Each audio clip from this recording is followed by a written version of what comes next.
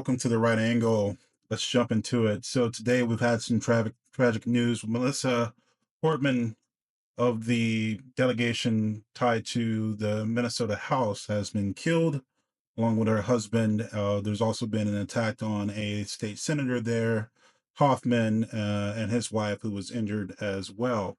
Now, there's news about who the suspect is, and apparently, the cops and authorities in the area are doing their jobs. But I wanted to bring this up to talk about the things that are going on around it, and see where this may lead. Obviously, there's a lot out there. There are no answers. This is speculation, but let's jump into it. Breaking news, the Associated Press is reporting authorities are searching for a 57-year-old man suspected of shooting two Minnesota lawmakers. The suspect is identified as 57-year-old Vance Belter. Police were searching for the gunman responsible for the attacks on the Democratic legislators. Writing found inside a fake police car recovered at one of the shooting scenes mentioned the names of multiple lawmakers and other officials. We will continue tracking the story. So, for what we know, we don't know a lot. So, obviously, that's the suspect they have allegedly that shot Melissa Hortman, her husband, and the others that mysteriously were able to engage with the police and then run out the back door. That's a whole other story. I don't really know what's going on there. But obviously, again, there's a lot of information out there. There's going to be a lot of things flying. You already have leftists on X talking about, oh, this is a Republican, although this guy that they're mentioning in this post was actually appointed to a position by Tim Hunt Tim. So there's a lot going on that we don't know about yet, but we do know that Melissa Hortman was a DFL representative from Brooklyn Park. She was the former Speaker of the House. She was a Speaker in Mitria with Elisa Demuth of Cold Spring. And Hortman was a key figure in the budget negotiations. So she had a key vote. And you hear a lot about this vote being seen as a betrayal.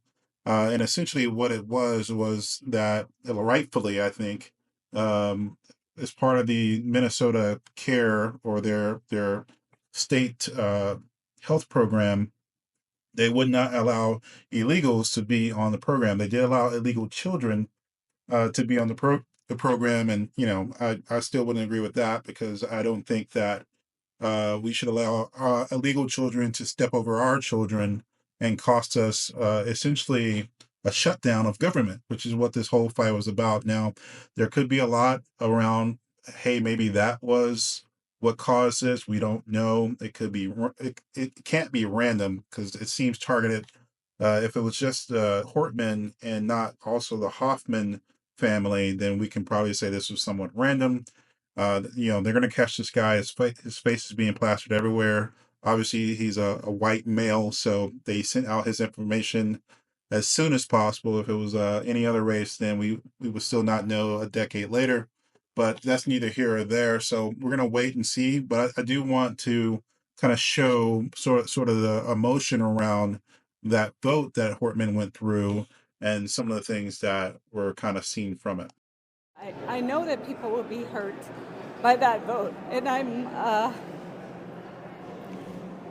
we worked very hard to try to get a budget deal that wouldn't include that provision. DFL Speaker Emerita Melissa Hortman emotional following the House's adjournment from a special session Monday. Hortman was the lone DFL lawmaker to cast a vote to cut Minnesota Care access for undocumented immigrants. It's a move she made with a heavy heart. I did what leaders do. I stepped up and I got the job done for the people of Minnesota. The bill was deeply unpopular with members of the DFL caucus. Members have repeatedly expressed frustration that the bill was part of a compromise, one that would ensure the necessary GOP votes to pass the rest of the state budget. We are tremendously disappointed and gut-wrenched at this decision, at this compromise that compromises our communities that are most vulnerable. Hortman knows she let down her own caucus members with the vote. They're right to be mad at me. I think some of them are pretty angry. I think that their job was to make folks who voted for that bill feel like crap, and I think that they succeeded. Now, hopefully that success doesn't mean her life in that instance, and I'm sure Melissa was not thinking about that. From everything I read about Hortman, she seems like she was a fighter. She seems like she was really about the people there in Minnesota. And this is a tragedy. We're seeing more and more. We're coming up on the 1 year anniversary of the attempted assassination of President Trump, who came within milli inches of being shot live on national TV, the only broadcast CNN showed, by the way. And we're seeing many other things like this go around. We're seeing that this No Kings protest that is going around the country. A lot of it's peaceful, but we're still in the daytime around the nation. We'll see what happens tonight.